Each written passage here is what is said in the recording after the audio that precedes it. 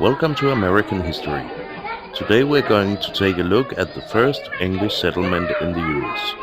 In the year 1607, on April 26th, a fleet of 3 ships dropped anchor at a place which would be called Cape Henry. Under orders to select a more secure location, they went out to explore what is now known as Hampton Roads, and finally found a large peninsula near the Chesapeake Bay. This place was really well suited defensively. One of the best things about the place was that the natives thought the site was poor.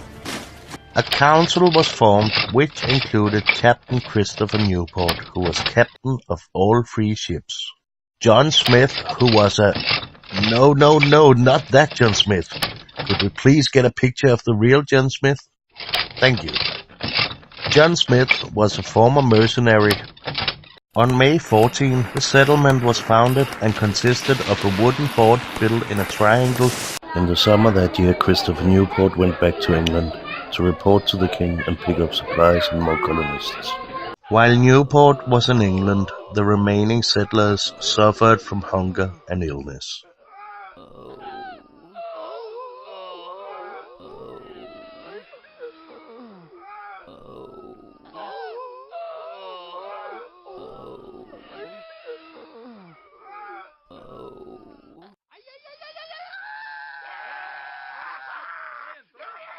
As if that wasn't enough, they were constantly threatened by the attacks of the local Algonquin tribes, which were organized like a kind of empire, led by Chief Wahunsinakaw.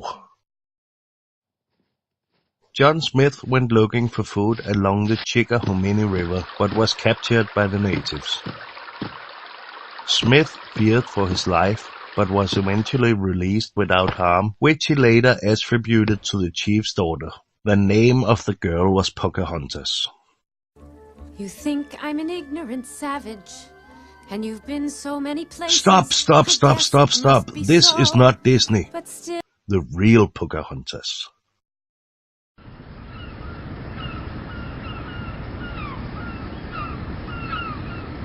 When Newport came back to Jamestown in January 1608, he had brought around 100 new settlers.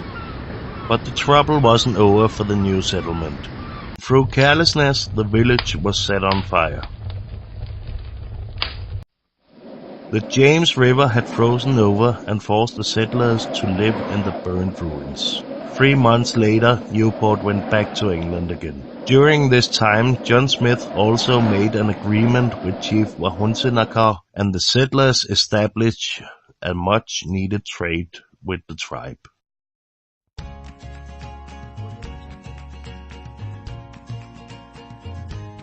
John Smith spent the summer of 1608 on exploring Chesapeake Bay waterways, and produced a map that would be of great value for over a century.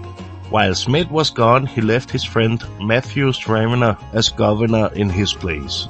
Scrivener was not suited for leading people, and when Smith returned, John Smith was elected president of the local council.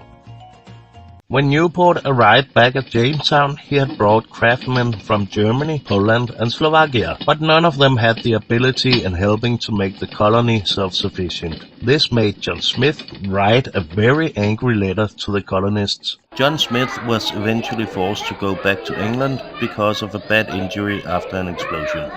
It seems that the letter from John Smith had an effect. On June 2, 1609, a 7-ship fleet towing 2 pinnacles left Plymouth destined for Jamestown. The fleet ran into a storm, and the ships were separated.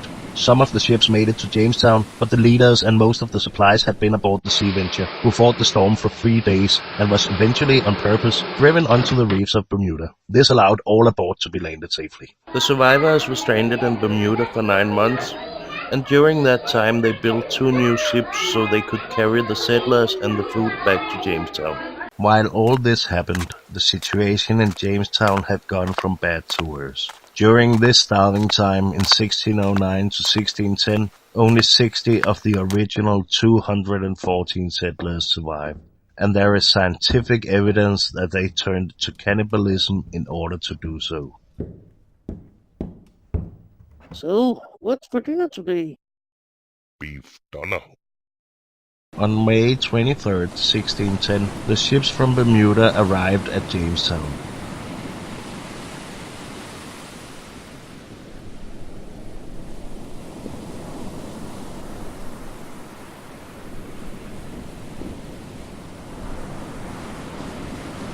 Most of the surviving settlers were near death, and so everybody was boarded on the two ships and set sail for England. On June 10, another fleet met the departing ships. Aboard this fleet was Governor Baron de la Warr, and both supplies and additional settlers.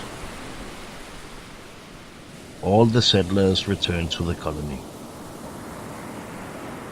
With the arrival of de la Warr, tensions rose between the settlers and the natives. This war between the Powhatan and the settlers lasted until Samuel Argyle captured Pocahontas, after which the chief accepted a peace treaty. Among the survivors of the third supply was John Rolfe. In 1614, Rolfe could successfully harvest tobacco and became a very wealthy man. Prosperous and wealthy, he married Pocahontas, and this marriage brought several years of peace between the settlers and the natives. However, at a trip to England, Pocahontas became sick and died on March 21, 1617, and about a year later her father died. Now it was Wahunsiнаkor's brother who was in charge, and when he saw how the settlers spread out, the relations got worse once again. After years of tension between the Powhatan and the settlers, Chief Opechancanough decided to eliminate the English colony once and for all. On the morning of March 22, 1622, the Powhatans attacked outlying plantations up and down the James River. During the attack, more than 300 settlers were killed. Of the 6,000 people who came to the settlement between 1608 to 1624, only 3,400 survived. The natives tried another attack in 1644. In 1646, Opechancanough was captured and killed with a shot in the back against orders. Opechancanoug's successor signed the first peace treaty between the Powhatan and the English. That concludes our little trip through time.